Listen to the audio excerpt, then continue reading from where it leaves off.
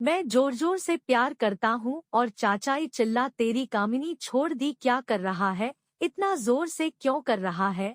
Hello दोस्तों, कैसे हो आप लोग? उम्मीद करते हैं बढ़िया होंगे। चलिए आज की स्टोरी शुरू करते हैं। चैनल पर नहीं होता सब्सक्राइब जरूर करना। कल शाम ऑफिस से आकर हर्ष ने सूचना दी कि उसका ट्रांसफर दिल्ली से चंडीगढ़ कर दिया गया है। यह खबर सुनने के बाद से तान्या चाची के आंसू रोके नहीं रुक रहे हैं। उसने रो रो कर अपना हाल बुरा कर लिया है। हर्ष, मैं अकेले कैसे सब कुछ मैनेज कर पाऊंगी यहाँ? क्षितिज और सौम्या भी इतने बड़े नहीं हैं कि मेरी मदद कर पाएं। अब घर बाहर बच्चों की पढ़ाई सब कुछ अकेले मैं कैसे कर पाऊंगी, यही सोच सोच कर मेरा दिल बैठा जा रहा है, तान्या बोली। तान्या चाची के मुंह से ऐसी बातें सुनकर हर्ष का मन और परेशान होने लगा। फिर बोला, देखो तान्या, हिम्मत तो तुम्हें करनी ही पड़ेगी। क्या करूं, जब कंपनी भेज रही है तो जाना तो पड़ेगा ही। प्राइवेट नौकरी है, ज्यादा नानुकुर की तो नोटिस भी थमा सकती है हाथ में, और फिर भेज रही है तो सैलरी भी तो बढ़ा रही है। आखिर हमारा भी तो फायदा हो रहा है जाने में। सैलरी बढ़ जाएगी तो घर का लोन चुकाने में थोड़ी आसानी हो जाएगी। थोड़ी देर चुप रहने के बाद तान्या का तनाव थोड़ा और कम करने के लिए हर्ष फिर बोला, देखो तान्या, महीने का राशन मैं खरीद कर रख ही जाऊंगा। सब्जी वाले रोज घर के सामने से जाते हैं, उनसे ले लिया करना। अगर वक्त बेवक्त कोई और जरूरत पड़ती है तो आसपास के लोग हैं ही।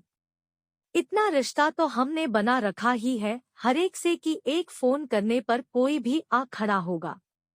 मगर हर्ष के समझाने का तान्या पर सकारात्मक प्रभाव नहीं पड़ रहा था।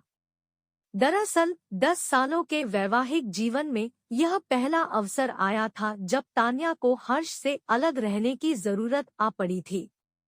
पहले तो तान्या ने भी साथ ही चंडीगढ़ चलने की बात कही, पर दिल्ली से चंडीगढ़ जाने का मतलब बच्चों का नए स्कूल में एडमिशन कराना, नई यूनिफॉर्म खरीदना, वहां किराए का घर लेकर रहना और फिर उसका किराया देना, और यहाँ लोन की किस्त चुकानी किसी भी तरह से संभव नहीं होगा। फिर इस बात की भी तो कोई गारंटी नहीं थी कि वहां सारी व्यवस्था कर लेने के बाद 10 से 12 साल वही रहेंगे। क्या पता अगले ही साल फिर कंपनी दिल्ली वापस बुला ले तो कब तक बच्चों को लेकर ऐसे फिदे रहेंगे।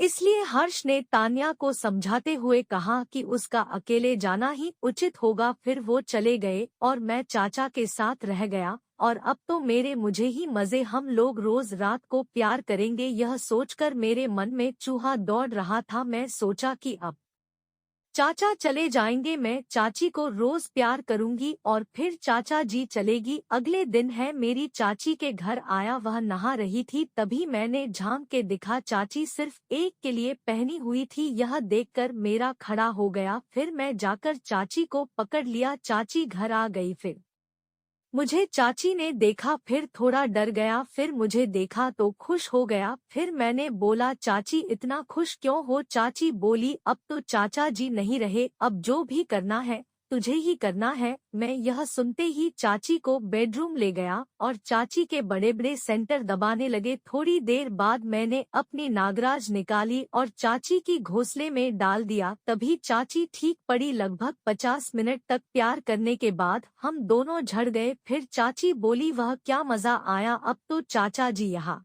नहीं देंगे हर रोज तुम्हें प्यार करना।